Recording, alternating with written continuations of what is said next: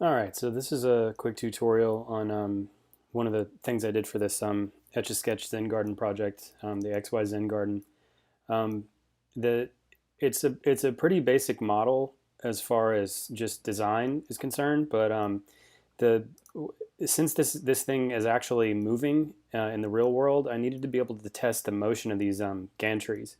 So I designed it so that when you turn one crank over here, it engages a pulley. In this case, the one on the right moves the gantry at the bottom. So I needed to be able to see what would happen if, uh, whether or not both of these would actually, this gantry would behave the way I thought it would.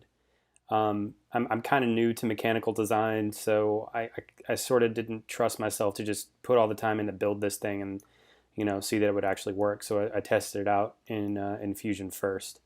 Um, so you can see, moving this arm, I've got basically some um, driven motion going on here. There are joint constraints that are creating sliders. So there's like a slider joint here where this little piece slides along this bar. There's another slider joint in this dimension here. So for some reason I can't drag that when I look at it from another view, but here you can see there's a slider joint between this little stylus that I made and the and this pipe here on the other gantry. So these gantries are stacked. The one that goes in the let's call it the y-axis is on top, and then the one on the x-axis is on the bottom. So um, I made this so that eventually I was like, well, let's just see what it looks like when you actually drive the that action by turning this crank here. Um, Most of this design was done by sketching this stuff out and figuring out what the pulleys would do, just kind of in the beginning. But it was kind of a combination of the two things.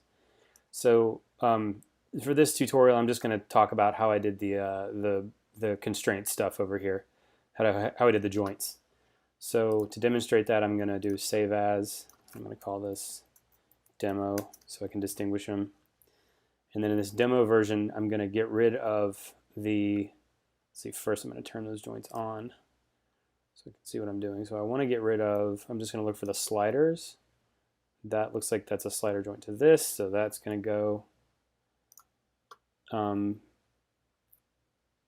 I'm going to get rid of that as another slider joint on this other one. I tell you what, let's just get rid of all these, including this motion link. And I'll just start over from there. So it's probably going to be useful to see everything. Gonna delete all of those joints. This might do something wacky. It might throw my pieces around all over the place. That happens sometimes, because sometimes the placement of these objects was created by a joint. So the way I take it, unless you moved something to a place or used the align tool up here to change its position, it's going to sort of default back to wherever it was before.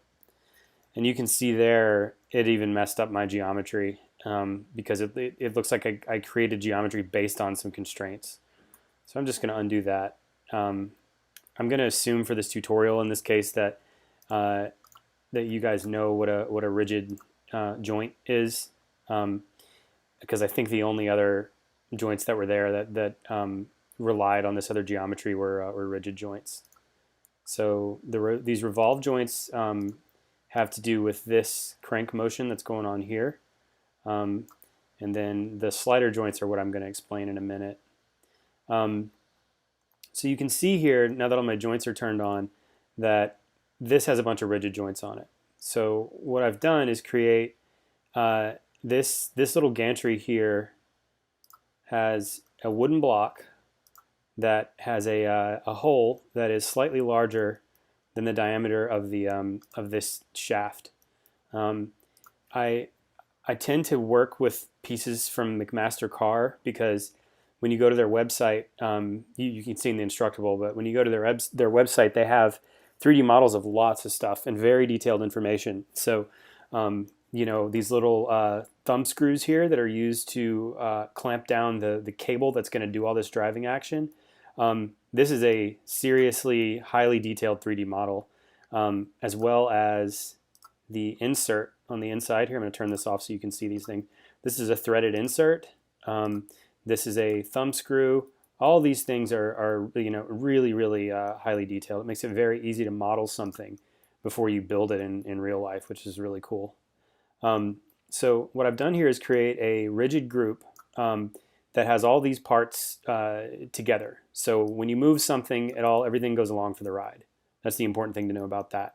So both of these gantries here, this one and this one, are rigid groups. So the first thing I'm going to do, what I want to be able to do is move those gantries so that it moves the stylus like I mentioned a minute ago. So the first thing I'm going to do is create a joint. As-built joint is fine. You can do a joint.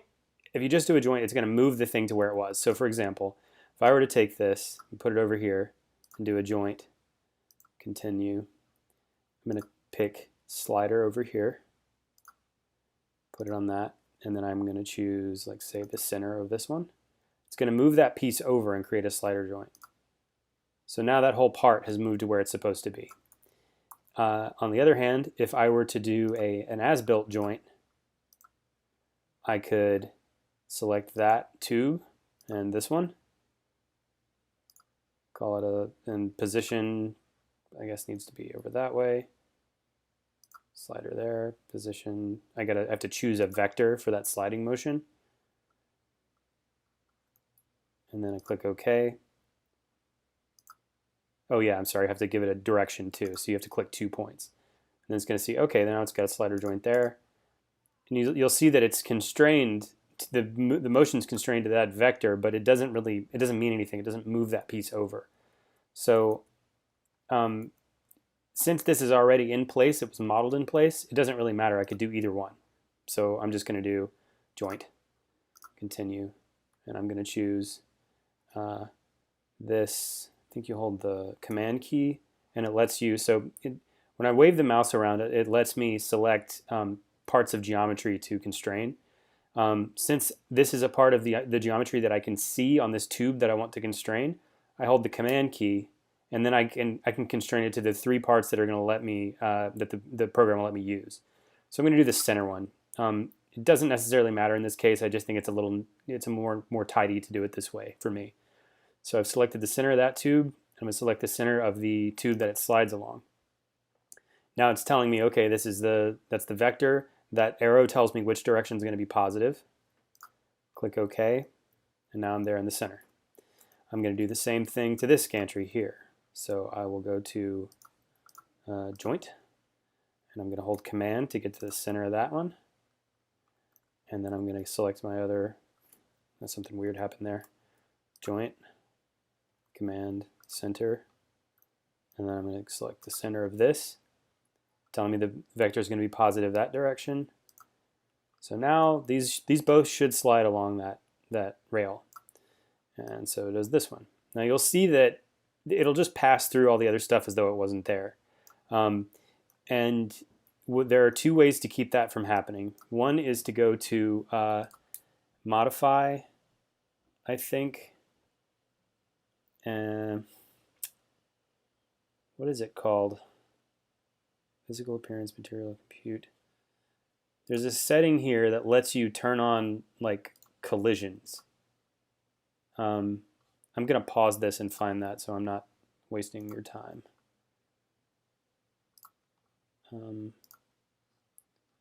Go up here and pause. Okay, so it's under the Assemble menu, and it's called enable all contact. So if I turn that on, it should automatically keep these things from colliding with each other. So when I move this this gantry here, it should knock against these posts. You can see that it slows down the processing time to do that because it's having to calculate what's going on, and you can also see that it passed through something that should have been a constraint. So this is a little bit out of my depth, so I'm just going to demonstrate it the way that that I've done it before. So I'm going to go back here and disable contact. Maybe that was asking me to, enable all contact sets. I'm not sure. Maybe I'll try that in a different tutorial. But in any case, these are both placed at the center, right? So if I look here on this, it'll be my last constraint that's set up. Another thing I should note is that when I move this this gantry, you'll notice that this pipe doesn't move. That's because here, before I did this demonstration, I right-clicked on that and went to ground. I grounded the component, so it's unground. If I were to unground that, you'll see that I can. It's actually, there's another part of it that's grounded, I suppose. If I were to take this and try to move it, maybe it's probably rigid. It's a rigid group to something else. Anyway, the point is, components need to be either constrained to something that's grounded or grounded themselves in order to work properly. So this sliding action is not moving this pipe because the pipe is either grounded or connected to something that's grounded. So that's important. Anyway, I'm going to look at my distance here. Should be something rational. It's 12 inches. So now what I'm going to do, in order to keep this gantry from going through the other those posts there, is I'm going to click this little arrow here where Edit Joint Limits. I'm going to click a minimum and a maximum. I'm going to make the minimum -6 and the maximum will be 6. I'll press play and I'll see that from that center point, which is the start point of this joint, it'll go back 6 inches or forward 6 inches. That should give me what I want. Now it didn't, because I didn't take into account the thickness of this this post here, the little the wooden piece, which is 1 inch. So that means I'm going to have to go to Edit. Sorry, that's the wrong one. Edit the joint limits here. -5.75. No, 5.5, I think. 5.5, yeah, because it's ½ inch. Yeah, right. You can see already that that's where it wants to be. You know, see where it's stopping there, right? So this should constrain my piece. Like I said, you can go through another tutorial and figure out this contact thing, but I found that it slows down my performance. And for something as simple as this, it's not really necessary. So likewise, I'm going to go and constrain this other gantry here. I'm going to find the dimension between these two posts, which is 9 inches. So I'm going to subtract 1 inch from that, so that's 8 inches. So I would go forward, do a minimum and maximum here. Maximum is going to be 4. Minimum is going to be -4. And we can see over here that that little constrained part should work. So there you have it. So now my gantries are constrained where I want them to be. So the next thing I need to do is connect this little stylus here, which is doing the drawing action for this in the sand. This needs to be connected to these two posts, to these two rails. So I'm going to do that joint thing again. I'm going to constrain, holding Command to get the center of that cylinder right there to this. Click OK. You got that. And now I'm going to do the same thing on the other one. Get that one, Command to go to the next one, and then I'm going to just do the center again. Click OK. So now what you'll see is that when I move the stylus, both of these gantries are moving, because there are slider constraints to all these different pipes. So this thing is behaving as it will when it's built.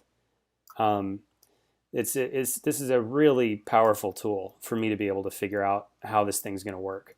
Because honestly, you know, I understand how a gantry works, but I was a little skeptical that this would actually do what it would do, because I've never built one before, and to be able to do it in the computer first is awesome. So saved me from, you know, potentially making a mistake. Now, driving this constraint, this has a revolve constraint on it. It is grouped to, or it's constrained to probably this little dowel here that I made.